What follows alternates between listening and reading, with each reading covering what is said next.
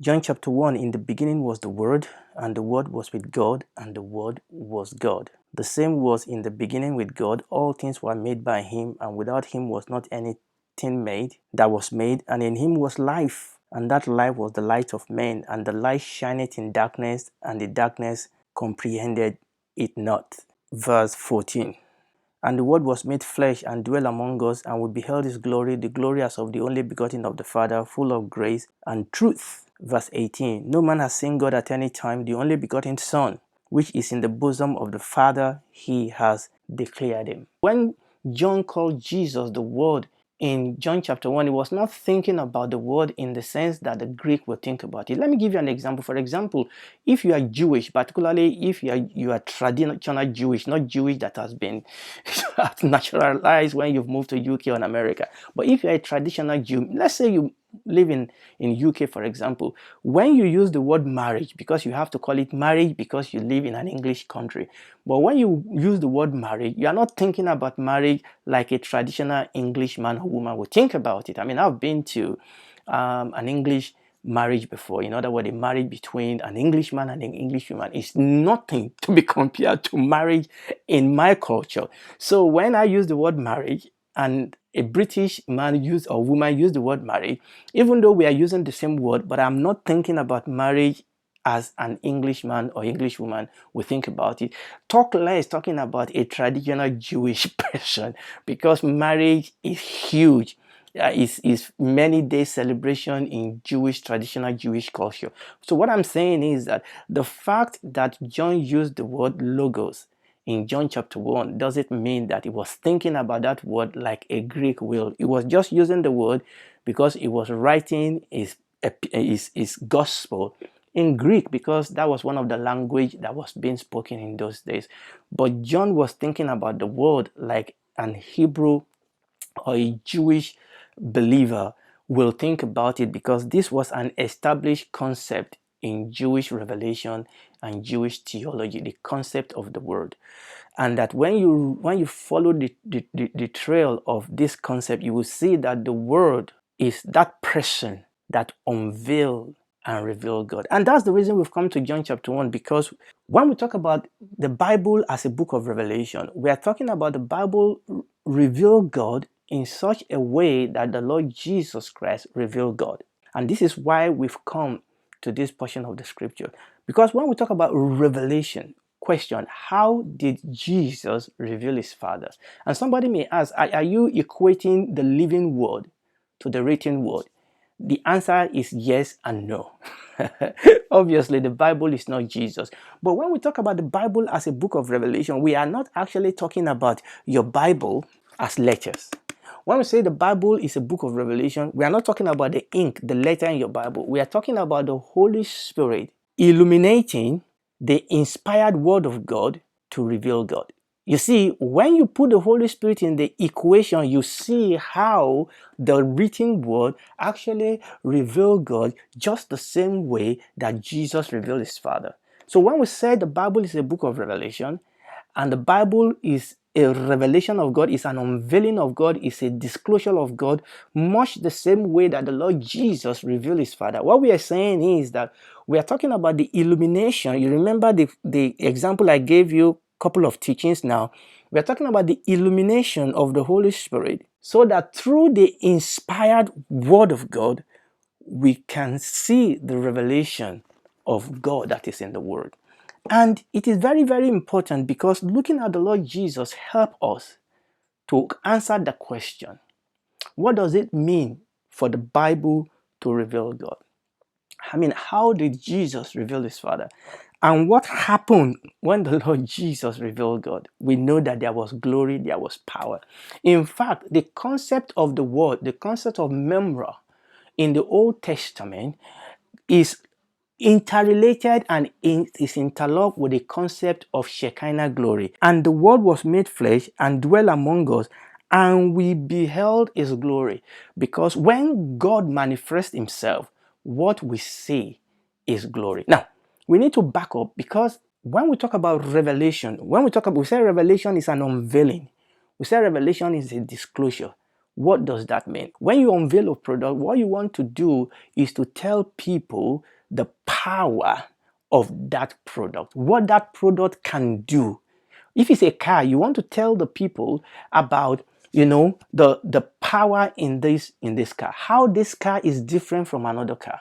You want to talk about the horsepower of the car. You want to talk about the comfort of the car. You want to talk about various things that the car can do. And when you unveil a product, what you are doing is essentially, obviously, if it's a car, you want to unveil the nature, the character, the glory, the power of that car. You are revealing the quality of what makes this particular car a different car. What you are doing in Revelation is that you are talking about what makes that product the peculiar product that it is, and what set that product apart from other products in its cycle, and what that product can do, what that product can accomplish, what that product can do. And as you present that, and then you begin to say, this is what this product can do for you. So an unveiling of a product is showing the glory of that product. It's about that product. And as we talk to you about that product, and suddenly you begin to see how you fit into that product. I mean, obviously, God is not a product. God is much more than a product, but that gives you an example. So when we talk about the revelation of God, the unveiling of God, when you go to the scripture, you are going there to see God, because what is being revealed, we are revealing God as God. Just as you are unveiling that car as a car, you are unveiling that phone as a phone, we are unveiling God as God. Hallelujah. You are unveiling God as God. That's very important. So for the revelation of God, when we talk about the revelation of God, we are talking about revealing who God, yes, revealing that God exists, but much more than that, revealing his glory, revealing his power, revealing his nature, revealing his might, revealing why God is God. That is revelation. So when we go into the scripture, we are not going there primarily to talk about ourselves. It's a revelation of God. This is who God is. This is his glory. This is his power. So we are talking about the glory, the nature, the character of God, what makes God God. And that is what we see in the book of the Bible as a book of revelation. And the Bible says that, verse 14, and the word was made flesh and dwelt among us, and will beheld his glory.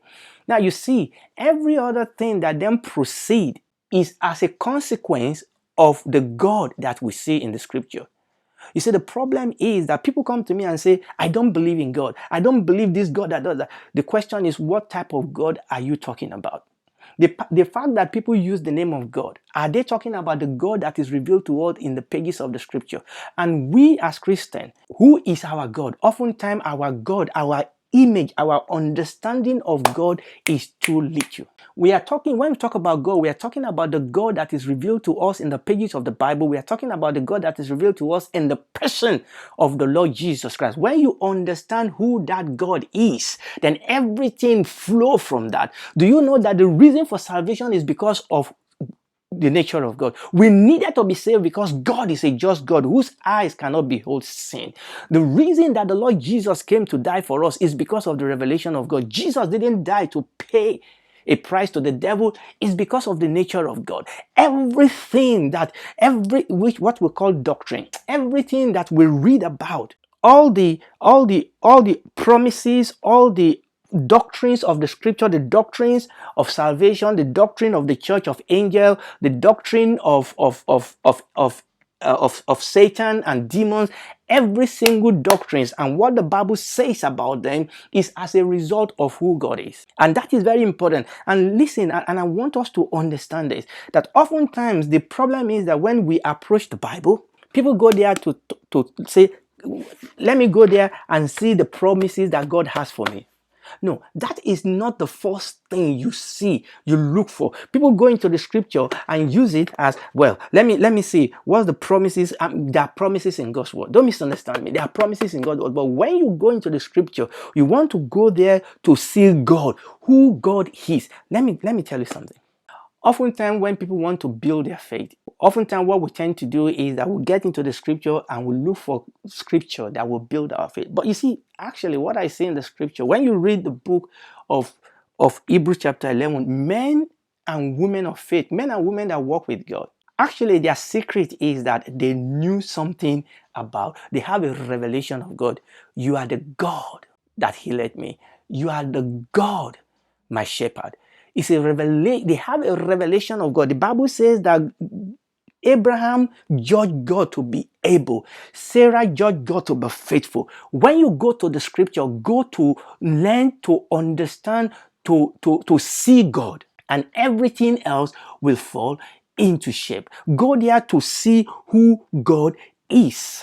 And that is the secret of men and women that work with God. I know God. The three Hebrew children, we know God. Daniel knew God. You know, these men, the Bible says the people that know their God, they will be strong and do exploit. The word was made flesh and dwelt among us, and we beheld his glory. Not that we go there to search out some things. No, we'll gaze upon his glory. What did Mary do? He sat at his feet to hear his word.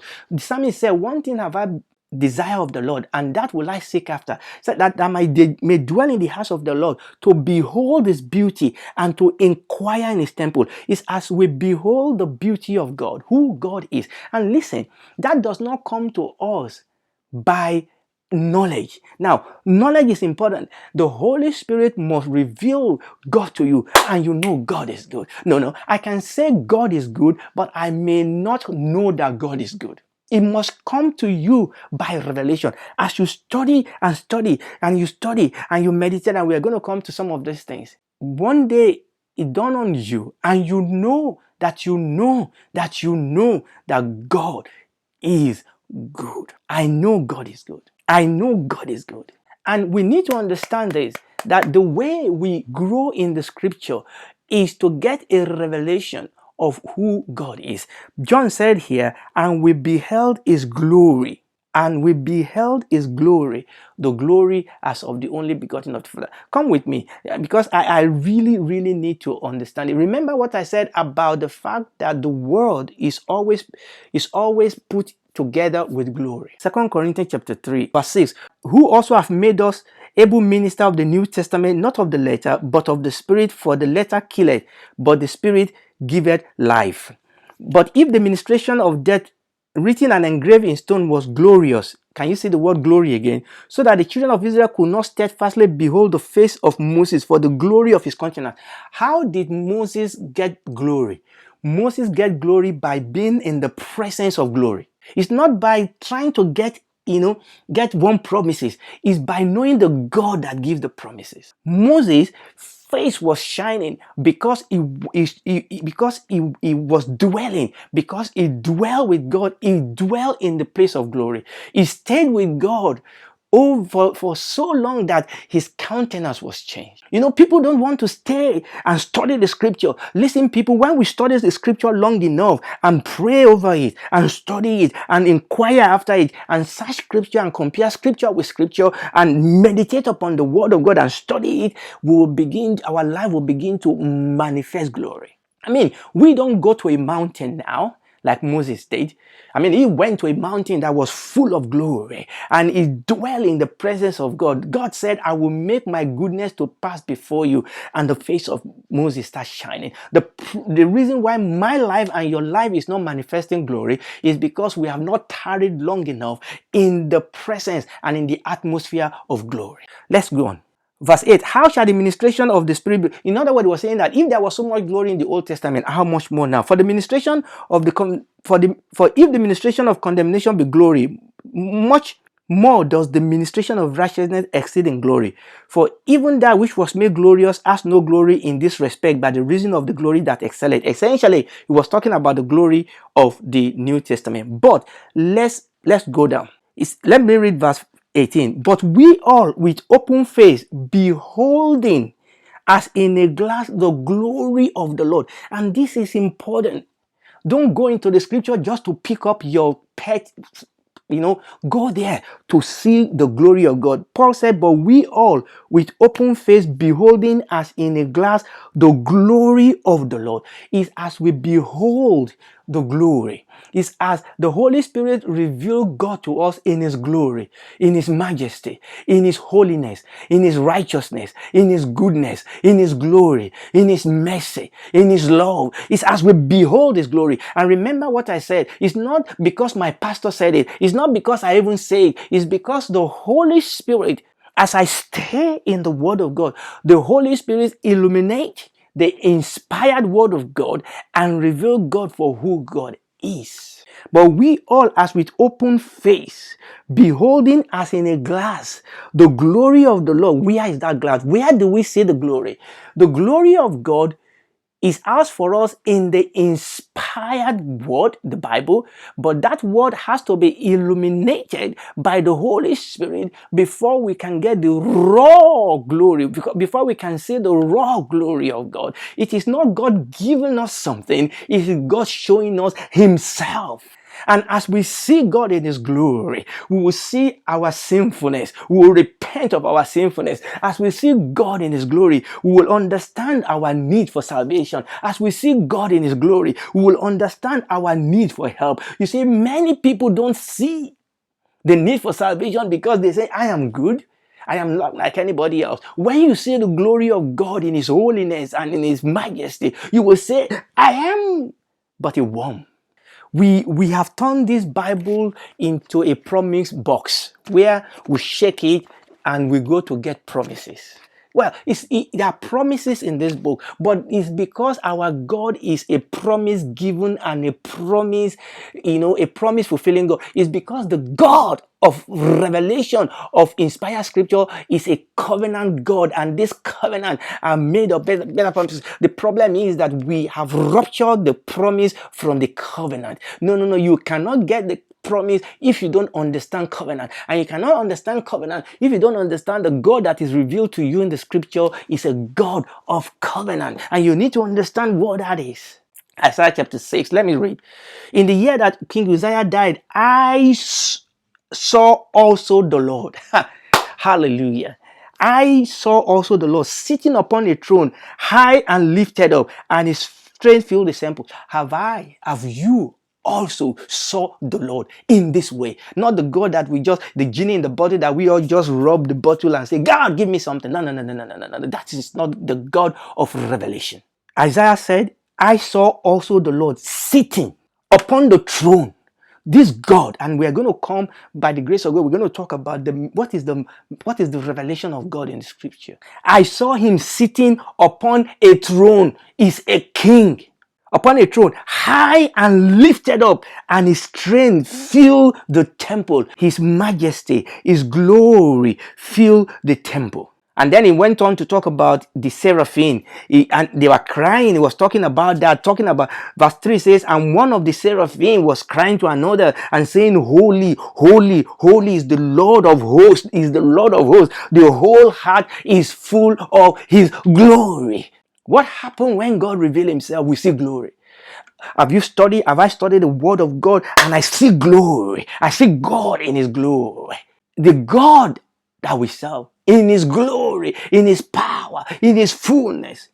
Verse 4 says, and the post of the door moved at His voice. Have you seen God? Our God is an awesome God. Have we stayed enough in the scripture for the Holy Spirit to illuminate the revelation of God, so we know that our God is an awesome God? He reigns. And the post of the door moved at the voice of Him that cried, and the house was filled with smoke. What was the result of this? And said I, woe is me, for I am undone. That, listen, if you understand who God is, you will understand that we all deserve to be in hell. If you understand who God is. But for His mercy, but for His grace, even many of us just turn our back on His mercy, on His grace that is calling us, and say, look, this is the period of grace. Verse 5, then said I, woe is me, for I'm undone, because I'm a man of unclean lips, and I dwell in the midst of a people of unclean lips. Listen to this. For my eyes have seen the King, the Lord of hosts. For my eyes have seen the King. How will we see? How will we see the King? By the illumination of the Holy Spirit. As we study and meditate upon the inspired scripture, the Holy Spirit will reveal to us this revelation. It's not about what God will do for me. It's about, God, what can I do for you? God, I'm unworthy to even demand anything. Lord, use me in any way that you want to. And when you see God in this light, you understand that God owes you nothing, and that anything you receive from him is only by grace. Owe you nothing. It's not a king that was put there by election and he cannot be diselected. You don't question him. We don't meet together and say, can we accept what he's saying? He is God. We don't call a committee and say, let's debate what God said. What can we take? What can we leave out? You don't understand God.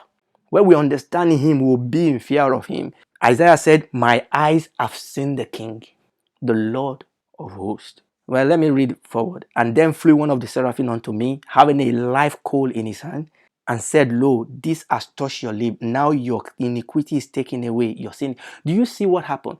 Isaiah saw God and suddenly he saw himself. Isaiah was not trying to, he saw God and suddenly he said, I'm undone.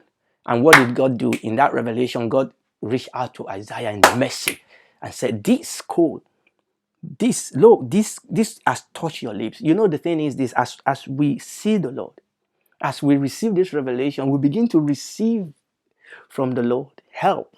The Bible says we should come boldly to the throne of grace that we may find mercy and grace to help in time of need. Come boldly. As we see him, he said his iniquity was exposed in God's presence. It was exposed in God's presence. And suddenly his iniquity was cleansed. He was beginning to confess his sin.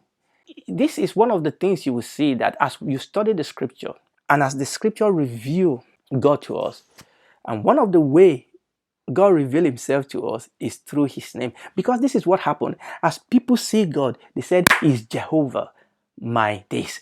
Is God my days.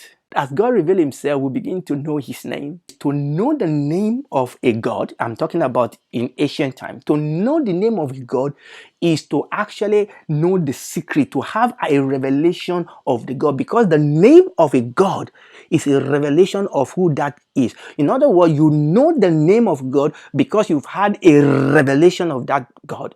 So, we have it the other way now, because we can read what David said, the Lord is my shepherd. We can read what other people wrote and said, no. You understand that those people named God because they had his revelation. So now we need to have a revelation of the name of God that we use. And the preeminent name of God is the name Jesus. And Jesus is not a label that we add at the end of prayer. Jesus is not a label that we put upon a poster. Jesus is Lord. And you and I must have a revelation of who Jesus is. So when we have that revelation, then we can say Jesus.